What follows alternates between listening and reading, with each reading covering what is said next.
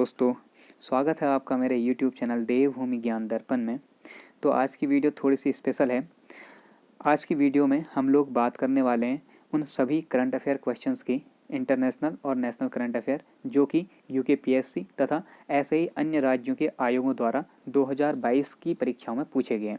तो यहाँ से जो अभी यूकेपीएससी का पुलिस कांस्टेबल और पटवारी का एग्ज़ाम हुआ था, इसमें भी काफ़ी क्वेश्चन आए हुए थे। तो इसीलिए मैंने सोचा कि इसका पूरा एक संकलन लेके आया जाए। तो आज की वीडियो इसी पर बेस्ड है। इसमें मैंने कोशिश की है आपका यूकेपीएससी और अन्य जो आयोग हैं अन्य राज्यों के, चाहे वो बीपीएससी हो या फिर यूपीपीएससी हो, तो इनके द्वारा जो भी 2022 में परीक्षाएं आयोजित हुई थी उनमें जो प्रश्न पूछे गए थे उनका ये संकलन है। इसके 2 भाग आएंगे। आज ये पहला भाग है, दूसरा भाग जल्द ही अपलोड किया जाएगा। तो अगर आप लोगों को ये पसंद आता है, हेल्पफुल लगता है, तो ज़्यादा से ज़्यादा शेयर कीजिए, वीडियोज़ को लाइक कीजिए और चैनल में पहली बार आए हैं तो चैनल को सब्सक्राइब कीजिए। तो चलिए स्टार्ट करते हैं आज की वीडियो। यहाँ पे वीडियो बहुत ज़्यादा लंबी ना हो जाए, इसलिए मैं क्वेश्चंस को ज़्यादा एक्सप्लेन नहीं करूँगा। जितनी इंपॉर्टेंट इन्फॉर्मेशन है मैंने इसी में इंक्लूड की हुई है, उसी पे हम फटाफट से डिस्कस करेंगे। तो चलिए देखते हैं पहला क्वेश्चन। तो पहला क्वेश्चन आपका पूछा गया है द अन्नामलाई रीड टेल। ठीक है, तो जो द अन्नामलाई रीड टेल है ये एक डैमजल फ्लाई है। इसकी एक नई प्रजाति है डैमजल फ्लाई की। तो क्वेश्चन पूछा गया था कि इसकी खोज किस राज्य में की गई है। तो इसकी खोज हुई थी केरल में। और जो ये डैमजल फ्लाई है ये आपका एक सिंपल सा जो ड्रैगन फ्लाईज होती हैं, जिन्हें बचपन में आप लोग जहाज जहाज करके पकड़ते थे, ठीक है, वही डैमजल फ्लाई होती है।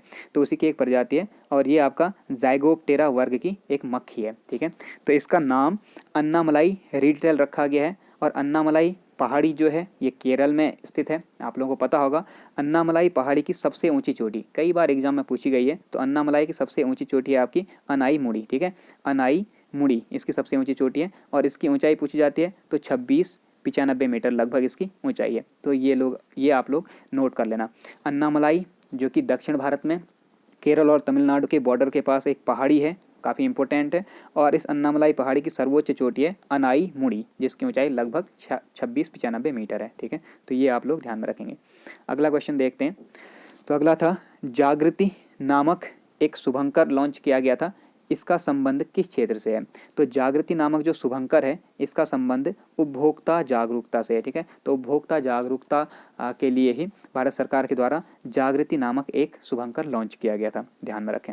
अगला है टाटा पावर सोलर ने किस राज्य में भारत की सबसे बड़ी फ्लोटिंग सौर ऊर्जा परियोजना की शुरुआत की है। तो ये भारत की सबसे बड़ी फ्लोटिंग सौर ऊर्जा परियोजना है, अर्थात जल में तैरती हुई सौर ऊर्जा परियोजना, इसलिए बहुत ज़्यादा इंपॉर्टेंट है। तो इसकी शुरुआत की गई है केरल राज्य में। ठीक है, अगला प्रश्न देखते हैं। लगभग 4 लाख ग्रामीण डाक सेवकों की क्षमताओं में वृद्धि करने के लिए किस पोर्टल की शुरुआत की गई है। तो जो भारतीय डाक है, तो भारतीय डाक विभाग के द्वारा 4 लाख ग्रामीण डाक सेवकों की क्षमताओं में वृद्धि करने के लिए एक नया पोर्टल लॉन्च किया गया है जिसका नाम है डाक कर्मयोगी पोर्टल। ठीक है, तो यहाँ से सीधा क्वेश्चन बन सकता है कि आपका जो भारतीय डाक सेवा है इसके द्वारा ग्रामीण डाक सेवकों की क्षमता में वृद्धि करने के लिए कौन सा पोर्टल लॉन्च किया गया है। तो वहाँ पे आपके अच्छे अच्छे ऑप्शन बना के दे देते हैं, ध्यान रखेंगे डाक कर्मयोगी पोर्टल। ठीक, अगला क्वेश्चन देखते हैं। भारत के कुडनकुलम संयंत्र, अब आप लोग सर्च करके मुझे कमेंट करेंगे कि कुडनकुलम संयंत्र किस राज्य में स्थित है। तो जो भारत के कुडनकुलम संयंत्र को दीर्घ ईंधन चक्र वाले उन्नत एन ईंधन यानी कि उन्नत जो आपका नेचुरल ईंधन है, नेचुरल ईंधन की आपूर्ति करने वाला देश कौन सा बना है, ये बना है रूस। ठीक है, रोसाटोम कंपनी, रूस की रोसाटोम कंपनी के द्वारा भारत के कुडनकुलम संयंत्र को दीर्घ ईंधन चक्र वाले उन्नत नाइट्रोजन ईंधन की आपूर्ति की जा रही है। ठीक है, अगला है आपका हिमाचल प्रदेश में 21 दिवसीय संयुक्त सैन्य अभ्यास हुआ था अभी, जिसका नाम रखा गया था वज्र प्रहार 2022। तो पूछा जाएगा कि ये किन 2 देशों के बीच संपन्न हुआ है। अब हिमाचल प्रदेश में हुआ है तो इसमें एक देश भारत हो गया, दूसरा देश कौन सा है जिसके साथ भारत वज्र प्रहार एक्सरसाइज करता है। तो आपको पता होगा अमेरिका। ठीक है, ध्यान रखें भारत और संयुक्त राज्य अमेरिका के बीच हुआ था। अब यहाँ से क्वेश्चन क्या बन सकता है, एक तो ये कि वज्र प्रहार एक्सरसाइज किन देशों के मध्य होती है, भारत अमेरिका, या फिर पूछ सकते हैं कि जो भारत अमेरिका के बीच वज्र प्रहार एक्सरसाइज हुई थी 2022 में, ये किस राज्य में आयोजित की गई थी। तो ध्यान रखें हिमाचल प्रदेश में। अगला क्वेश्चन देखें। जुलाई 2022 में कॉफ़ी बोर्ड ने कॉफ़ी फसलों की जलवायु प्रतिरोधी किस्में विकसित करने के लिए किसके साथ समझौता ज्ञापन पर हस्ताक्षर किए हैं। ठीक है, तो जो आपका कॉफ़ी बोर्ड है इसने कॉफ़ी की जलवायु प्रतिरोधी किस्में विकसित करने के लिए, तो इसने समझौता किया है इसरो के साथ। मोस्ट इंपोर्टेंट क्वेश्चन है। अब यहाँ से आपका इसरो से संबंधित बहुत सी चीज़ें पूछी जा सकती हैं। तो पहला तो ये क्वेश्चन ही पूछा जा सकता है, ध्यान में रखेंगे। इसके साथ इसरो की बात आई है तो आपको पता होगा इसरो का full form Indian space research organisation, important है। इसकी स्थापना कई बार पूछी गई है एग्जाम में, पता होना चाहिए, ठीक है। इसरो की स्थापना 15 अगस्त 1969 को हुई थी। वैसे इसरो की जो स्थापना हुई थी डॉक्टर विक्रम साराभाई के द्वारा भारतीय राष्ट्रीय अंतरिक्ष अनुसंधान समिति के रूप में 1962 में कर दी गई थी, लेकिन 15 अगस्त 1969 को इसका पुनर्गठन करके इसका नाम रख दिया गया इसरो, ठीक है। अब यहाँ से अगर आपसे पूछा जाता है कि जो इसरो है ये तो आप लोगों को पता ही होगा कि अंतरिक्ष संबंधी जितने भी कार्यक्रम होते हैं उनको संचालित करता है। तो अगर आपसे पूछा जाता है कि अंतरिक्ष कार्यक्रमों को सुचारू रूप से संचालित करने के लिए अंतरिक्ष आयोग या फिर अंतरिक्ष विभाग, ठीक है, अंतरिक्ष आयोग या अंतरिक्ष विभाग की स्थापना कब की गई, तब आप ध्यान में रखेंगे 1972 में, 1972 में जो अंतरिक्ष कार्यक्रम है इनके संचालन के लिए अंतरिक्ष विभाग या अंतरिक्ष मंत्रालय की स्थापना की गई, जिसके अंतर्गत ही आपका अभी इसरो काम करता है, ठीक है। तो ये भी आप लोग ध्यान में रखेंगे। और किसने की? डॉक्टर विक्रम साराभाई, इनको जाना जाता है। और इसी आधार पर अभी हमने पहला रॉकेट भी लॉन्च किया था स्वदेश निर्मित, जिसका नाम इन्हीं के नाम पर आपका विक्रम रखा गया था, ठीक है। उस रॉकेट का नाम विक्रम रखा गया, तो ये भी आप लोग ध्यान में रखें। अगला है I2U2 ग्रुपिंग से संबंधित देश कौन कौन से हैं। तो I2U2 ग्रुपिंग बहुत इंपॉर्टेंट एक ग्रुपिंग है, एक ग्रुप है यानी कि समूह है। ये 4 देशों का समूह है, पहला इंपॉर्टेंट फैक्ट ध्यान में रखेंगे। और इसमें कौन कौन से देश सम्मिलित हैं? भारत, इजराइल, UAE यानी कि संयुक्त अरब अमीरात, और USA अर्थात संयुक्त राज्य अमेरिका। तो ये 4 देश सम्मिलित हैं इस I2U2 ग्रुपिंग में। और इसका उद्देश्य क्या है, ये क्या है? तो इसका उद्देश्य जल, ऊर्जा, परिवहन, अंतरिक्ष, स्वास्थ्य और खाद्य सुरक्षा में संयुक्त निवेश और नई पहल, इस पर सहयोग करने हेतु इस ग्रुप की स्थापना की गई है। और इसकी स्थापना कब की गई थी? अक्टूबर 2021 में। इसीलिए ये मोस्ट इम्पोर्टेंट हो जाता है। अब ये पिछले एग्जाम में भी पूछा गया है 2022 के एग्जाम में, तो ये और ज़्यादा इंपॉर्टेंट है, ठीक है। तो ये चीज़ आप ध्यान रखेंगे कि I2U2 जो ग्रुपिंग है इनमें कौन देश सम्मिलित नहीं है, पूछा जाएगा। तो ध्यान रखें, भारत, इजराइल, UAE और USA। अगला प्रश्न है, भारतीय तकनीकी MSE हेतु निवेश को आकर्षित करने के लिए नैस्कॉम इंडिया ने किस सरकार की एजेंसी के साथ साझेदारी की है? तो आपको पता होगा MSE कहने का मतलब है आपका मीडियम एंड स्मॉल एंटरप्राइजेज, ठीक है, जो लघु उद्योग, मध्यम उद्योग होते हैं, उनके लिए नैस्कॉम इंडिया ने किस देश की सरकार के साथ साझेदारी की है? तो ये है आपका ऑस्ट्रेलिया। तो इसे ध्यान में रखें, ये पूछा गया है इस बार, तो आप लोगों का अगला आगे भी पूछा जा सकता है, ध्यान में रखेंगे, ठीक है। अगला है नेक्स्ट क्वेश्चन, राष्ट्रीय खाद्य सुरक्षा अधिनियम NFSA, ठीक है, नेशनल फूड सिक्योरिटी एक्ट के राज्य रैंकिंग सूचकांक में सामान्य श्रेणी के राज्यों में शीर्ष स्थान पर कौन रहा? तो सीधा सीधा क्वेश्चन, राज्यों की रैंकिंग से, ठीक है, या फिर आपका जो इंटरनेशनल रैंकिंग होती हैं वैश्विक स्तर पर, उसमें से क्वेश्चन बनते ही हैं। तो इन रैंकिंग के लिए हम अलग से वीडियो लेके आएंगे, पुरस्कार, स्पोर्ट्स और रैंकिंग को लेकर, ठीक है। तो उनकी वीडियो आ जाएंगी, और नहीं भी आ पाई तो आप लोग क्या करेंगे, अपने स्तर से सबको सर्च कर लेंगे, ठीक है। तो यहाँ पर जो राष्ट्रीय खाद्य सुरक्षा अधिनियम है, इसकी जो राज्य खाद्य सुरक्षा सूचकांक आया, इसमें पहला स्थान मिला है उड़ीसा को, ठीक है। तो ध्यान रखेंगे, जो राष्ट्रीय खाद्य सुरक्षा सूचकांक है इसमें पहला स्थान उड़ीसा को मिला है। और उत्तराखंड का कौन सा स्थान है पूछा जा सकता है, तो यहाँ पर उत्तराखंड का स्थान है 7वां, ठीक है। तो इस तरीके से होता है फूड सिक्योरिटी, FOOD, ठीक है। तो ये F को अगर आप लोग उल्टा करते हैं ऐसे करके तो ये 7 बन जाता है, ये उड़ीसा का स्थान है, सॉरी ये उत्तराखंड का है। और OOD है तो ओड से हो जाएगा आपका उड़ीसा, तो उड़ीसा का स्थान है पहला। तो ऐसे करके आप लोग ध्यान में रख सकते हैं।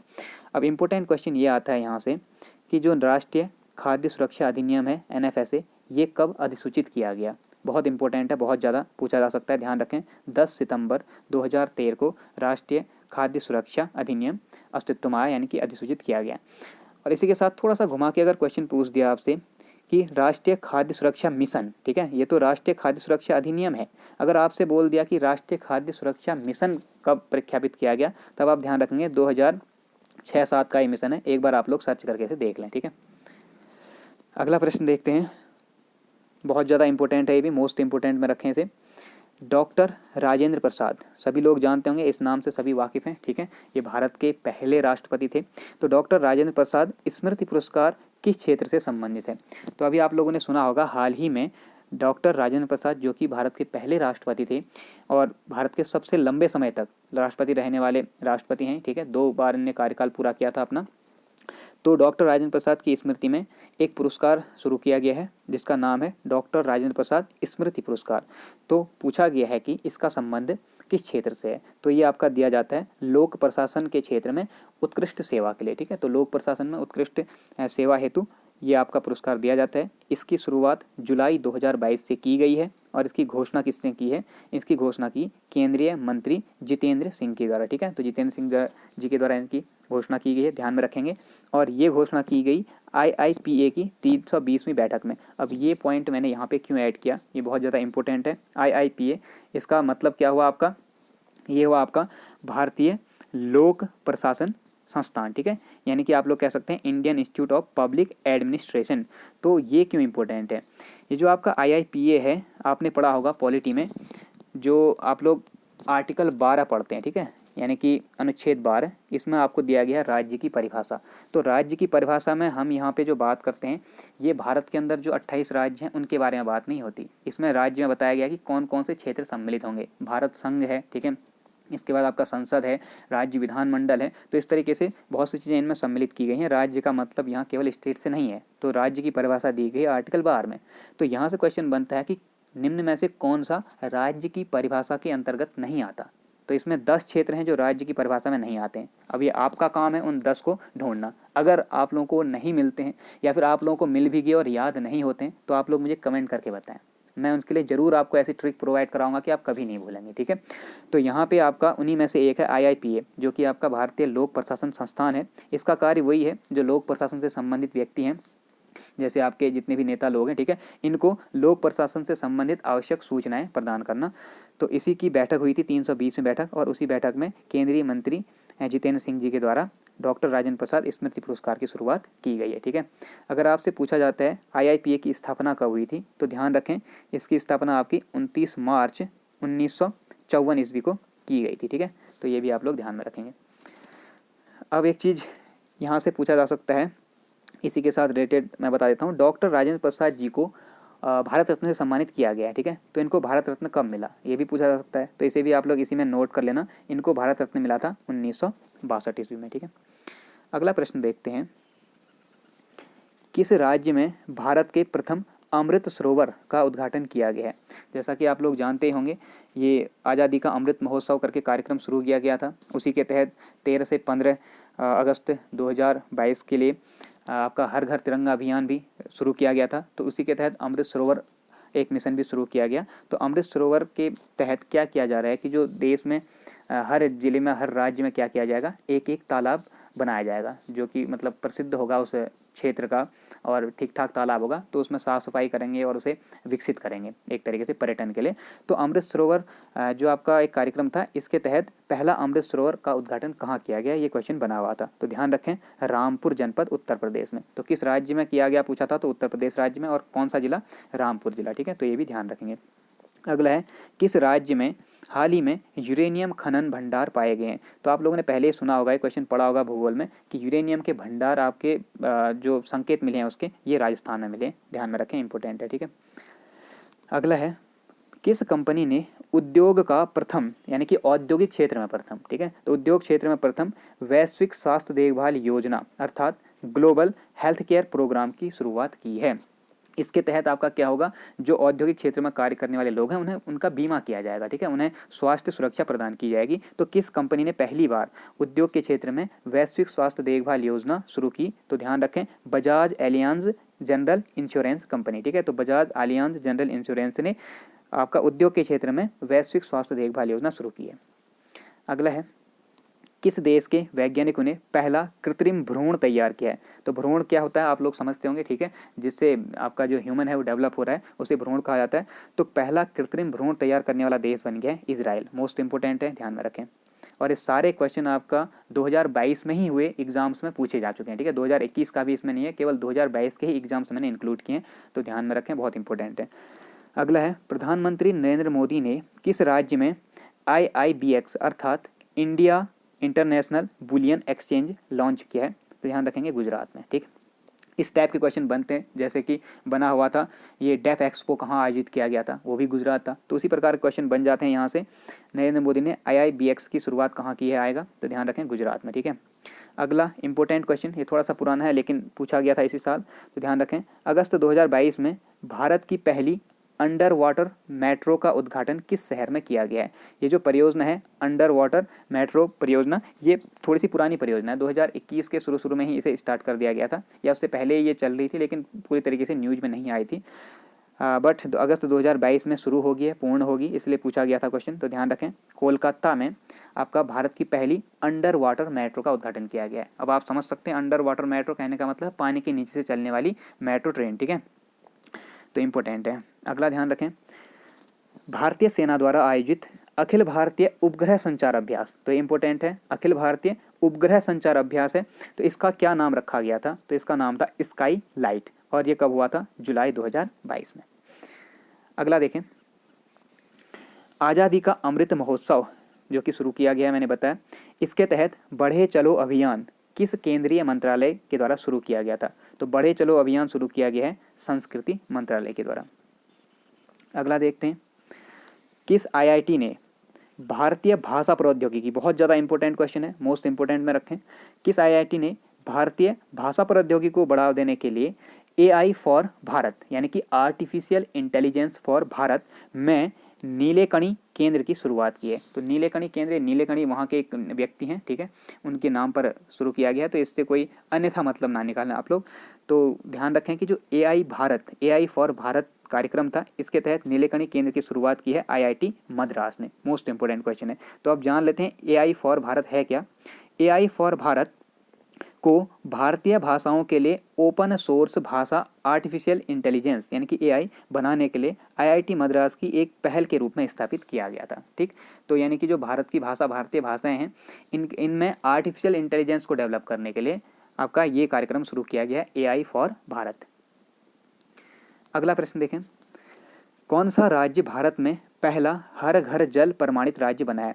अब यहाँ पे राज्य की बात की जा रही है, हर घर जल प्रमाणित, तो ये बना है आपका गोवा। लेकिन अगर यहीं पे पूछ दिया जाए हर घर जल प्रमाणित जिला कौन सा बना है, तब होगा आपका बुरहानपुर जिला मध्य प्रदेश का। तो ये दोनों ही इंपॉर्टेंट क्वेश्चन हैं, आपके पूछे गए हैं। पहले गोवा वाला पूछा गया है, तो ये पूछा जा सकता है MP वाला। ध्यान रखें हर घर जल प्रमाणित राज्य बना है गोवा, और हर घर जल प्रमाणित जिला बना है बुरहानपुर मध्य प्रदेश, ठीक है।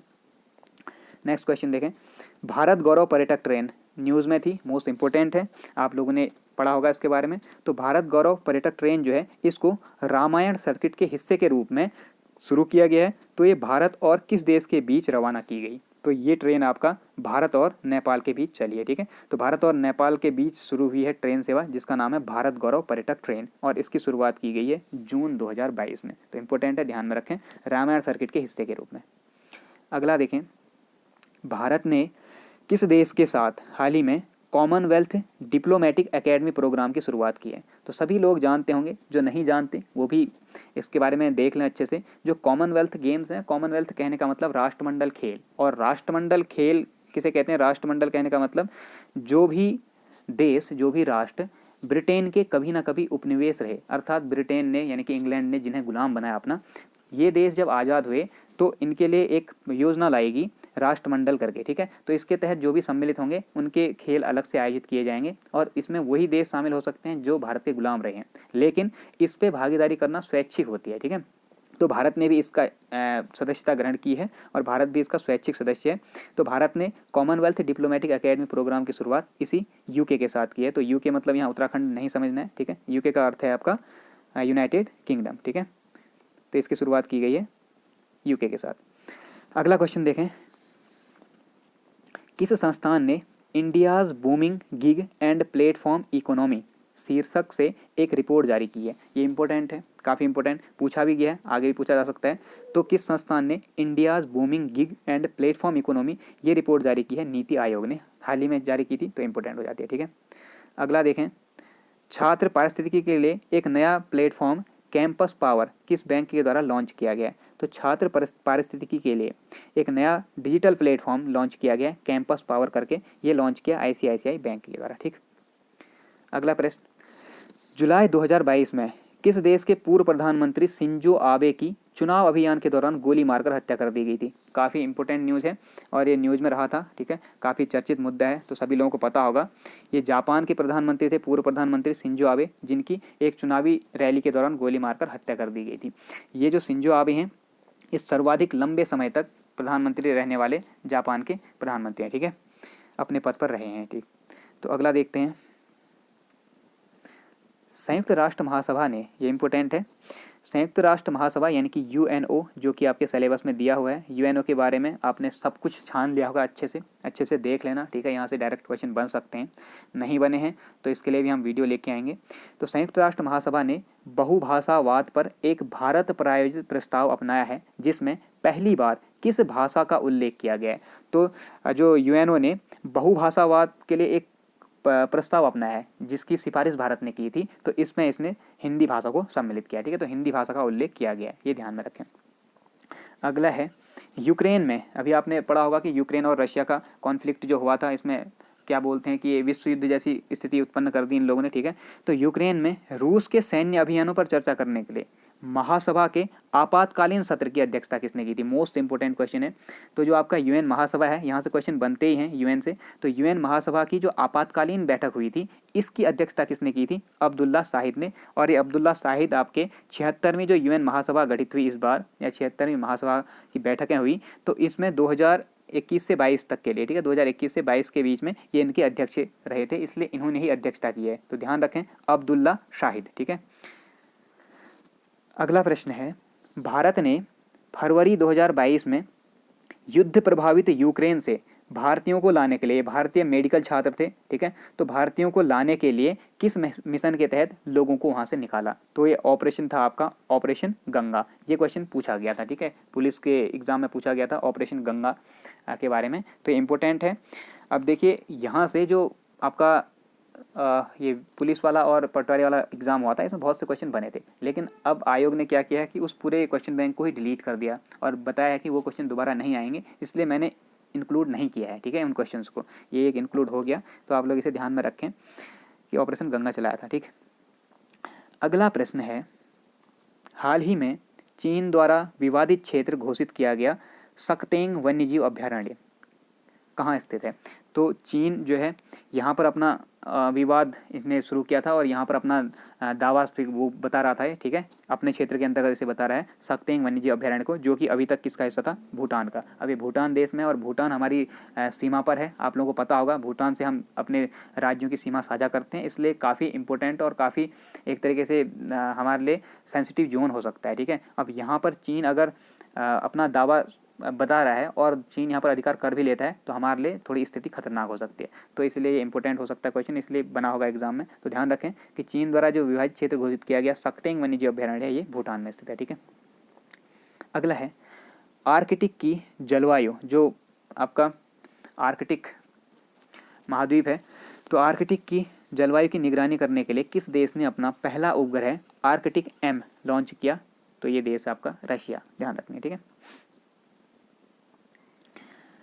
T20 इंटरनेशनल में बहुत इंपॉर्टेंट 3000 रन पार करने वाले प्रथम खिलाड़ी, हम प्रथम भारतीय नहीं कह रहे हैं, प्रथम खिलाड़ी कह रहे हैं, अर्थात ये विश्व के पहले खिलाड़ी हैं। तो ये खिलाड़ी कौन बने हैं? विराट कोहली जी, ठीक है। तो T20 इंटरनेशनल जो हुआ था, इसमें 3000 रन बनाने वाले पहले खिलाड़ी बन गए हैं विराट कोहली। अगला देखें, कोविड-19 टीकाकरण जो कि जून 2022 में शुरू किया गया, ठीक है, इसकी पूर्णता को सुनिश्चित करने के लिए कौन सा अभियान शुरू किया गया है? ये अभियान शुरू किया गया हर घर दस्तक अभियान 2.0, ठीक है। तो कोविड टीकाकरण को पूर्णता सुनिश्चित करने के लिए जून 2022 में ये अभियान शुरू किया गया, हर घर दस्तक।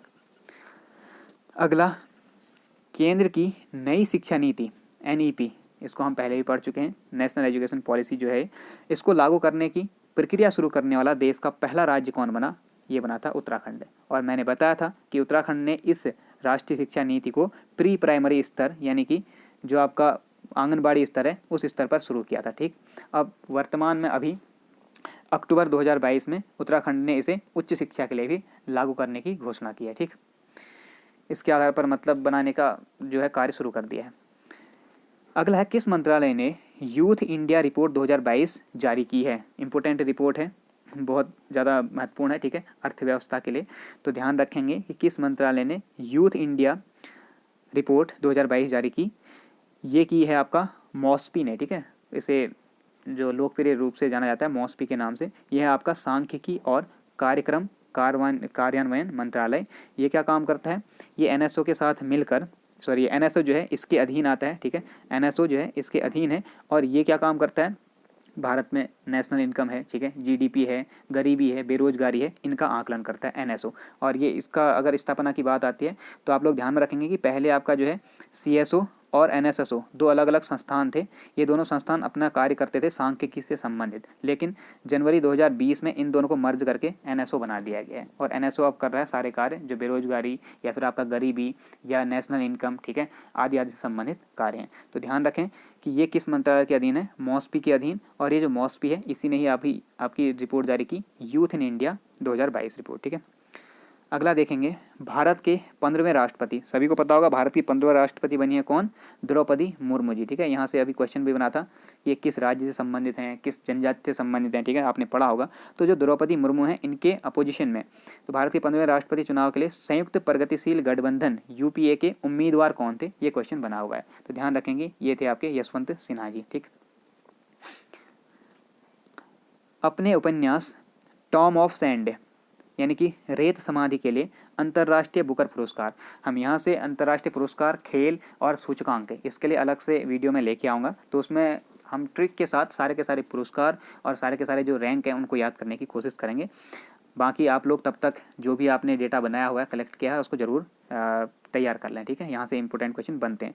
तो इनका जो अंतर्राष्ट्रीय बुकर पुरस्कार मिला है 2022 का, ये मिला था आपका गीतांजलि श्री जी को। और गीतांजलि श्री की जो रचना थी ये थी रेत समाधि। इस रेत समाधि को अनुवाद किया अंग्रेजी भाषा में किसने, डेजी रॉकवेल ने, टॉम ऑफ सैंड के नाम से। क्योंकि जो अंतर्राष्ट्रीय बुकर पुरस्कार है ये केवल अंग्रेजी की रचनाओं को मिलता है और ये आपकी हिंदी में लिखी गई थी, तो ये अंग्रेजी में इसका अनुवाद किया गया और अंग्रेजी में अनुवाद होने की वजह से ये एक अंग्रेजी की काव्य बन गई और इसलिए इनको आपका अंतर्राष्ट्रीय बुकर पुरस्कार से सम्मानित किया गया है, ठीक है। तो यहाँ से क्वेश्चन बन सकता है कि किसने इसका अनुवाद किया था, डेजी रॉकवेल, आप लोग ध्यान में रखें।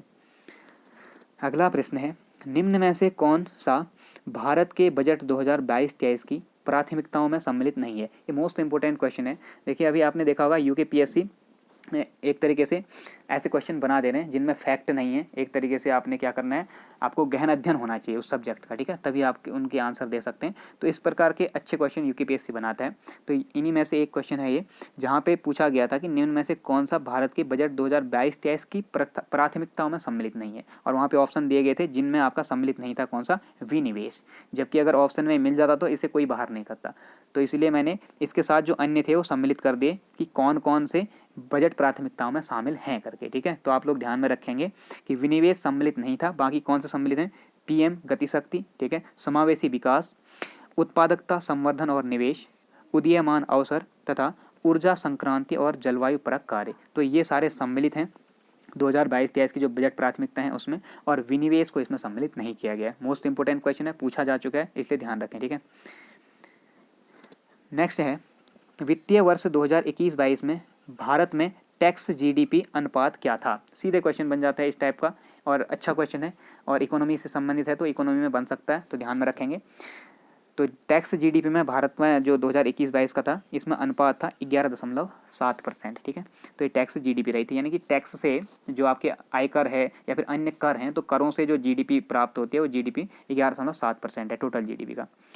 अगला आपका जीवंत ग्राम कार्यक्रम। जीवंत ग्राम कार्यक्रम भी इम्पोर्टेंट है। इसका संबंध क्या कहाँ से है, ऐसा पूछा गया था क्वेश्चन। तो ध्यान रखें कि उत्तरी देश के उत्तरी सीमा पर सीमावर्ती गांवों के विकास से संबंधित है जीवंत ग्राम कार्यक्रम, ठीक है।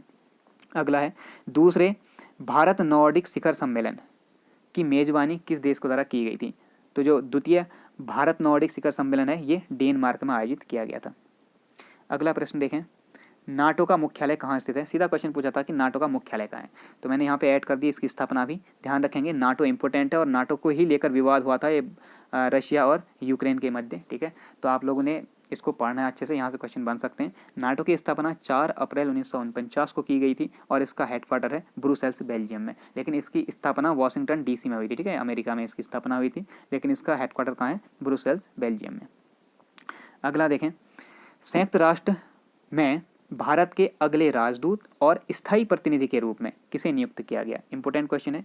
ये थी आपकी रुचिरा कंबोज। ठीक है, तो रुचिरा कंबोज को संयुक्त राष्ट्र में यानी कि यूएनओ में भारत की अगली राजदूत और स्थायी प्रतिनिधि के रूप में शामिल किया गया है। आईसीसी महिला क्रिकेट विश्व कप 2022 किस देश ने जीता? तो सबको पता होगा, ऑस्ट्रेलिया ने जीता है। ठीक है, तो इतना इंपॉर्टेंट नहीं है, ध्यान रखें। ग्रामीण विकास और पंचायती राज मंत्रालय ने अपनी आपदा प्रबंधन योजना कब जारी की? तो ये ध्यान रखें, बहुत ज़्यादा इंपॉर्टेंट है, यहाँ से बन सकता है, स्थानीय सुशासन का एक क्वेश्चन है। तो ग्रामीण विकास और पंचायती राज मंत्रालय जो है, इसने आपदा प्रबंधन योजना करके एक नई योजना शुरू की और ये इसको शुरुआत किया है 17 मार्च 2022 से। तो ये 17 मार्च 2022 को जारी की गई है, ध्यान रखेंगे। अगला है प्रधानमंत्री नरेंद्र मोदी द्वारा एशिया के सबसे बड़े बायोगैस संयंत्र, जिसका नाम रखा गया गोबरधन, बहुत ज़्यादा इंपॉर्टेंट। ठीक है, तो इसका उद्घाटन कहाँ किया गया, ये क्वेश्चन पूछा गया है। तो इसका आंसर है इंदौर, मध्य प्रदेश में। तो जो सबसे बड़ा गोबर गैस संयंत्र है यानी कि बायोगैस संयंत्र, इसका नाम रखा गया गोबरधन और इसका उद्घाटन इंदौर में किया गया। अगला प्रश्न है 1 मई 2022 को किसने भारत के नए विदेश सचिव के रूप में पदभार संभाला है? इस प्रकार के क्वेश्चन भी बनते हैं यूकेपीएससी में, तो ध्यान रखेंगे। भारत के नए विदेश सचिव बने हैं आपके विनय मोहन क्वात्रा, जिन्होंने 1 मई 2022 को अपना पदभार संभाला है। अब आप लोग बताएं मुझे कि विदेश मंत्री कौन है अभी वर्तमान में, एक बार देख के कमेंट करना। ठीक है, अगला है 8 दिसंबर 2021, इस डेट के बारे में हमने कल भी जिक्र किया था। तो 8 दिसंबर 2021 को जनरल विपिन रावत जिस चॉपर में यात्रा कर रहे थे वह कहाँ दुर्घटनाग्रस्त हुआ? ये क्वेश्चन बना हुआ था, तो ध्यान रखें तमिलनाडु में। अब आपको लग रहा होगा यार इतना इजी क्वेश्चन, ये अजीब सा क्वेश्चन, ये क्या बनेगा? ये आया हुआ है भैया पहले, ठीक है, 2022 के एग्जाम में पूछा गया है। और यहाँ से आपको ऑप्शन मिलेंगे जब तमिलनाडु, केरल, कर्नाटक, आंध्र प्रदेश, तो फिर वहाँ पे हो जाएगा अब क्या करें। ठीक है, तो सर खुशना से अच्छा है कि आप लोग इसको याद कर लें। तमिलनाडु में ये एक्सीडेंट हुआ था और इसमें 8 दिसंबर 2021 को इनकी डेथ हुई थी। और ये भारत के पहले चीफ ऑफ डिफेंस स्टाफ, ठीक है, यानी कि CDS नियुक्त होने वाले व्यक्ति हैं। और ये कहाँ से संबंधित हैं? उत्तराखंड के पौड़ी गढ़वाल जनपद से।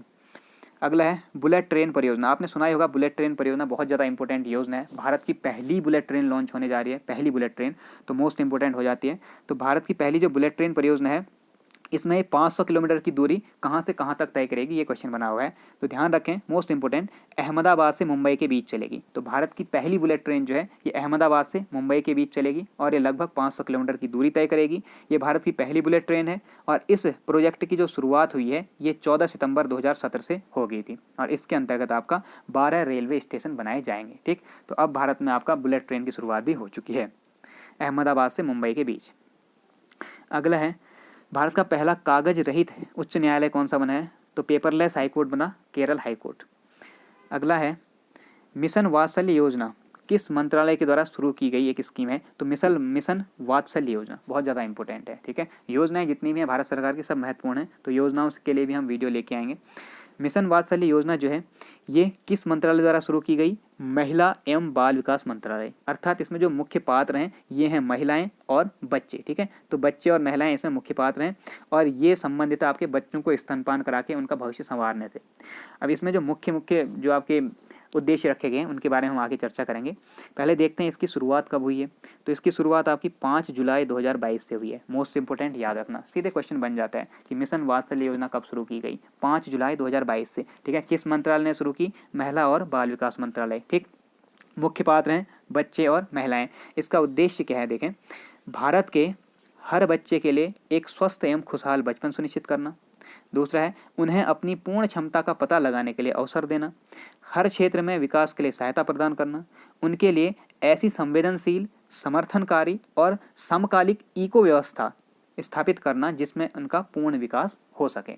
तो ये आपका जो मिशन वात्सल्य योजना है इनके मुख्य उद्देश्य हैं, तो इनको ध्यान में रखेंगे। ठीक है, अगला प्रश्न है विश्व खुशहाली सूचकांक 2022 में भारत कौन से स्थान पर रहा? तो खुशहाली कहने का मतलब है कि भारत में जब खुशी होती है किसी को तो क्या कर देते हैं हम लोग? छी छलेटा कर देते हैं। ठीक है, छी छलेटा कर लेते हैं खुशी होने में। तो छी छलेटा से संबंधित आप याद रखेंगे 36। ठीक है, तो 136वां स्थान है भारत का विश्व खुशहाली सूचकांक 2022 में। तो खुश होते ही छी छलेटा नहीं कर देना है, खुशी को अच्छे से एंजॉय करना है। ठीक है, अगला है खान मंत्रालय की वार्षिक रिपोर्ट 2020-21 के अनुसार कौन से 2 राज्य भारत में लौह अयस्क के प्रमुख उत्पादक हैं? हमेशा से वही रहे हैं आपके, ठीक है। भूगोल आपने पढ़ी है तो आपको पता होगा, नहीं पढ़ी है तो इंपॉर्टेंट है, ध्यान में रखें। तो 2020-21 की जो रिपोर्ट आई इसके अनुसार भारत के 2 प्रमुख लौह अयस्क के उत्पादक क्षेत्र हैं आपके उड़ीसा और छत्तीसगढ़। मोस्ट इंपॉर्टेंट, ध्यान में रखेंगे। अब यहाँ पे लौह उत्पादन के लिए कौन कौन सी खान हैं उनके नाम आप लोग खुद ढूंढेंगे, ठीक है। अगला है कौन सी वाटरशेड परियोजना, इंपॉर्टेंट है, भारत की केंद्र सरकार द्वारा प्रायोजित है और जिसका उद्देश्य ग्रामीण आबादी को पानी संरक्षण के लिए सक्षम बनाना। मुख्य उद्देश्य है ग्रामीण आबादी को, यानी कि गाँव को, जो गाँव में रहने वाले लोग हैं इन्हें पानी के संरक्षण के लिए सक्षम बनाना। तो इसके लिए एक योजना शुरू की गई है आपकी हरियाली, केंद्र सरकार द्वारा प्रायोजित वाटरशेड परियोजना है, ठीक है। तो ध्यान रखेंगे हरियाली परियोजना का संबंध किससे है? ग्रामीण क्षेत्रों में पानी संरक्षण। अगला प्रश्न है भारत में सौर ऊर्जा से संचालित होने वाला पहला हवाई अड्डा कौन सा बन गया है? यह आपका कोचीन हवाई अड्डा केरला का, ठीक है। यहीं पे उतरा था आपका वास्को डी गामा, तो ध्यान में रखेंगे कोचीन हवाई अड्डा, सॉरी वास्को डी गामा आपका बंदरगाह पे उतरा था, उसका नाम भी कोचीन था। तो अगला है किस स्थान पर विश्व स्वास्थ्य संगठन यानी कि WHO के द्वारा परंपरागत औषधि का वैश्विक केंद्र स्थापित किया जा रहा है? बहुत ज़्यादा इंपॉर्टेंट क्वेश्चन हो जाता है, ठीक है। WHO एक अंतर्राष्ट्रीय संगठन है और इसके द्वारा भारत की जो परंपरा है परंपरागत औषधियाँ, तो परंपरागत औषधि का वैश्विक केंद्र स्थापित हो रहा है। तो ध्यान रखेंगे जामनगर गुजरात में, ठीक है। तो जैसे परंपरागत औषधि का केंद्र स्थापित हो गया तो वहाँ वालों को तो जो है आपका जाम आ जाएगा। जाम कहने का मतलब है मज़ा, मज़ा का उल्टा होता है जाम, ठीक है। तो ध्यान रखेंगे कि जाम आ गया, तो जामनगर में स्थापित किया गया है पहला औषधि का परंपरागत औषधि का केंद्र। अगला है India state of forest report यानी कि SFR जो जारी होती है हर 2 वर्ष में, आप लोगों को पता ही होगा, ठीक है, जिसे आप लोग सामान्य भाषा में वन रिपोर्ट कहते हैं। तो वन रिपोर्ट 2021 के अनुसार किस राज्य ने पिछले 2 वर्षों में वन क्षेत्र में अधिकतम वृद्धि दर्ज की है? मोस्ट इंपॉर्टेंट क्वेश्चन, और ये आगे भी बन सकता है, तो ध्यान में रखेंगे। ये है आपका आंध्र प्रदेश। ये आंध्र प्रदेश राज्य सर्वाधिक वन क्षेत्र वाला राज्य नहीं है, ये राज्य ऐसा है जिसने पिछले साल की अपेक्षा सर्वाधिक वृद्धि दर्ज की है। तो ये आप लोगों ने क्लियर रखना है कि पिछले साल की अपेक्षा सर्वाधिक वृद्धि अलग है और सर्वाधिक वन क्षेत्र है जो इस रिपोर्ट में वो अलग है। तो इस रिपोर्ट में जो 2021 की रिपोर्ट है वन रिपोर्ट, इसमें सर्वाधिक क्षेत्रफल वाले राज्य हैं, पहला मध्य प्रदेश, दूसरा अरुणाचल प्रदेश और तीसरे स्थान पर है आपका छत्तीसगढ़। तो 1 2 3 बहुत ही ज़्यादा इंपॉर्टेंट है, ये आप ऐसे सीक्वेंस में याद रखेंगे। लेकिन अगर आपसे पूछा जाता है कि पिछले वर्ष की अपेक्षा किसने सबसे ज़्यादा वृद्धि की, तब आप ध्यान रखें आंध्र प्रदेश, ठीक है। और ये IFSR आप लोगों को पता होगा कौन जारी करता है, कितने वर्ष में जारी की जाती है और पहली बार कब जारी हुई थी, सबको आप लोग इसमें नोट करके रखेंगे, ठीक। तो आगे बात करते हैं संयुक्त राष्ट्र संघ के पर्यावरण कार्यक्रम द्वारा जारी वार्षिक फ्रंटियर रिपोर्ट 2022 के अनुसार दुनिया का दूसरा सर्वाधिक ध्वनि प्रदूषित शहर, ठीक है, दूसरा सर्वाधिक ध्वनि प्रदूषण से युक्त शहर जो कि भारत का है, तो वो कौन सा है? मुरादाबाद। तो विश्व में मुरादाबाद सबसे ज़्यादा ध्वनि प्रदूषित वाला दूसरे नंबर का शहर है। तो ये हमारे लिए काफ़ी शर्म की बात है, इसलिए आप लोग इसे ध्यान में रखेंगे, पूछा गया क्वेश्चन है। अगला देखें नई दिल्ली की किस प्रसिद्ध इमारत को प्रधानमंत्री संग्रहालय के रूप में परिवर्तित किया गया है? तो आप लोगों को पता होगा कि प्रधानमंत्री के आवास के रूप में जाना जाने वाला जो 3 मूर्ति भवन था, उसी 3 मूर्ति भवन को अब प्रधानमंत्री संग्रहालय के रूप में परिवर्तित कर दिया गया है, ठीक है। जवाहरलाल नेहरू का आवास स्थल भी यही रहा। अगला देखते हैं नीति आयोग द्वारा जारी राज्य ऊर्जा और जलवायु सूचकांक 2022 में भारत का प्रथम राज्य कौन सा है? तो जब भी ये ऐसे सूचकांक जारी हो रहे हैं, उन सूचकांकों को आप पढ़ें तो उसमें एक चीज़ जरूर देखें कि उत्तराखंड का स्थान कौन सा है, पूछा जा सकता है, ठीक है। तो राज्य ऊर्जा और जलवायु सूचकांक की बात करें तो ऊर्जा और जलवायु में पहला है गुजरात, दूसरा है केरल और तीसरा है पंजाब राज्य, और उत्तराखंड का स्थान आया इसमें 5वां। तो ये चीज़ भी आप लोग ध्यान में रखें। अगला है भारत के किस राज्य ने स्वच्छ जल एवं जल सुरक्षा के लिए देश का प्रथम डिजिटल वाटर डाटा बैंक, तो डिजिटल वाटर डाटा बैंक जिसका नाम रखा गया एक्वेरियम, इसका शुभारंभ करने वाला राज्य बना है कर्नाटक। तो ये इंपॉर्टेंट क्वेश्चन है क्योंकि ये देश का पहला है, तो देश के पहले जितनी भी चीज़ें हैं उन्हें आयोग की तरफ पूछा जाता है। तो आप लोग ध्यान में रखेंगे कि देश का पहला digital water data bank aquarium का शुभारंभ कर्नाटक ने किया है अप्रैल 2022 में, ठीक है। तो ये इस वीडियो का अंतिम प्रश्न था। तो कैसी लगी आज की वीडियो आपको? अगर पसंद आ रही है तो इसे ज़्यादा से ज़्यादा शेयर कीजिए। इसके 2 भाग आएंगे और इसमें हम पिछले जो 2022 में जितने भी पेपर हुए हैं उनमें जितने भी करंट अफेयर के क्वेश्चन पूछे गए हैं उनमें से मोस्ट इंपोर्टेंट हम कवर कर जाएंगे, ठीक है। तो आज की वीडियो में इतना ही। अगर पसंद आती है तो ज़्यादा से ज़्यादा शेयर कीजिए और चैनल को सब्सक्राइब कीजिए। तो मिलते हैं नेक्स्ट वीडियो में। अपना ध्यान रखें और अच्छे से पढ़ाई करें। Thank you.